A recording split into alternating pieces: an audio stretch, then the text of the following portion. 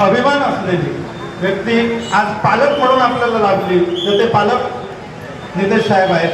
खऱ्या अर्थाने पालकत्वाची जबाबदारी त्यांनी कशी पार पाडली असेल, तर प्रत्येक वेळी त्यांना आपला जिल्ह्यातील जनता आणि आपण सर्वजण जो समाज असेल, म्हणजे देश, धर्म, समाज आणि सिंधुदुर्गच्या जिल्ह्याच्या जनतेसाठी आपला आयुष्य म्हणा किंवा आपले प्राणपण वेचण्याची ज्यांची सातत्याने तयारी असेल, असे आपले सिंधुदुर्ग जिल्ह्याचे पालकमंत्री नितेश साहेब यांच्यासाठी आपण जोरदार टाळ्या वाजवल्या पाहिजेत.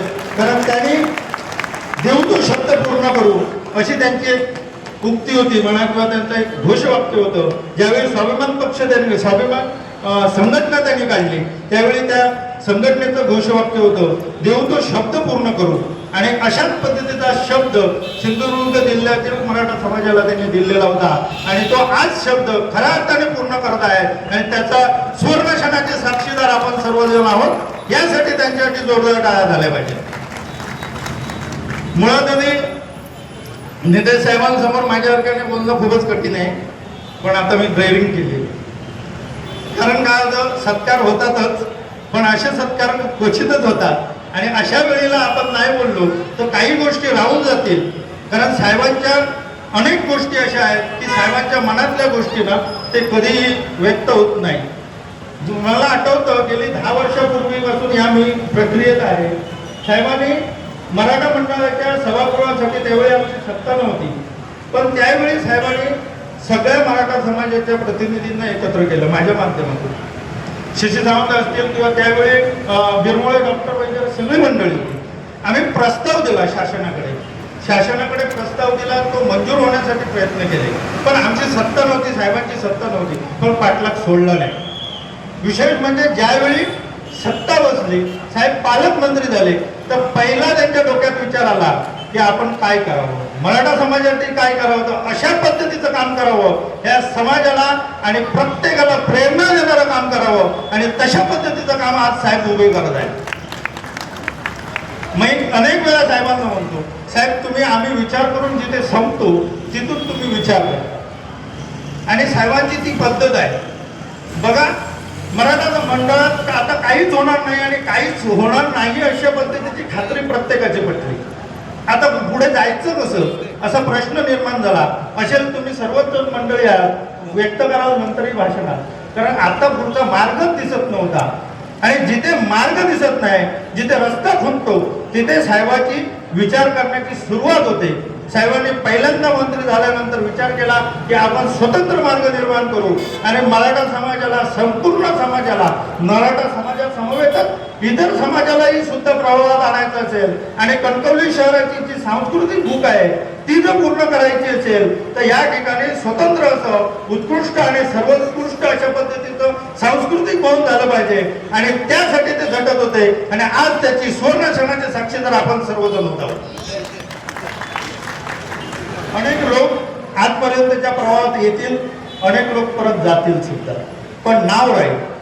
राणे साहेबांचं जसं मोठ्या राणे साहेबांचं नाव राहिलं, मोठ्या राणे साहेबांनी ज्या पद्धतीनं काम केलं त्या ही एक पाऊल पुढे जाऊन काम करण्याची क्षमता नितेश साहेबात आहे आणि ही ती मी अनुभवतोय.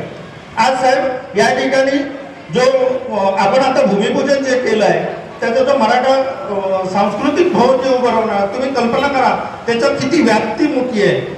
हा मल्टीपर्पज हॉल नुसती नाटकं नाही तर तुम्ही प्रत्येक छोट्यातल्या छोट्या कार्यक्रमापासून वरपर्यंत मोठ्यातले मोठे कार्यक्रम करू शकता.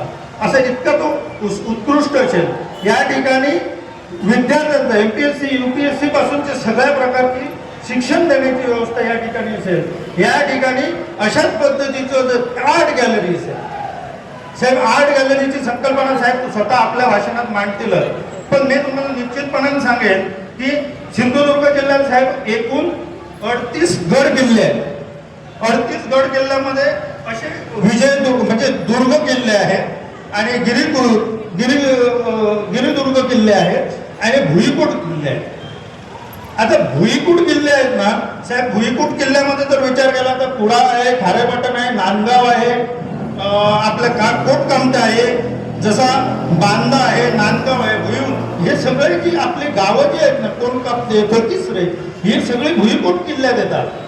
आणि ह्या भुईकोट किल्ल्याचं संशोधन किंवा त्याची स्टोरीज आजपर्यंत समाजात किंवा आपल्यापर्यंत पण नाही आहे.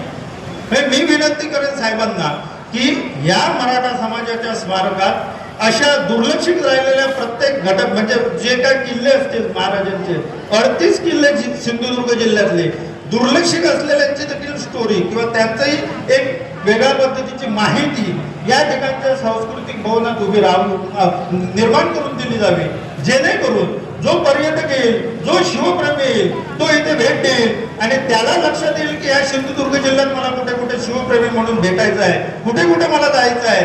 अशा पद्धतीचं मार्गदर्शक असं मराठा सांस्कृतिक भवन उभं राहावं अशी आमची तुमची सर्वांची इच्छा आहे आणि ती इच्छा नेते साहेब निश्चितपणाने पूर्ण करतील अशी आपल्याला सर्वांना खात्री आहे. या ठिकाणी खूप काय बोलण्यासारखं आहे, पण आता मी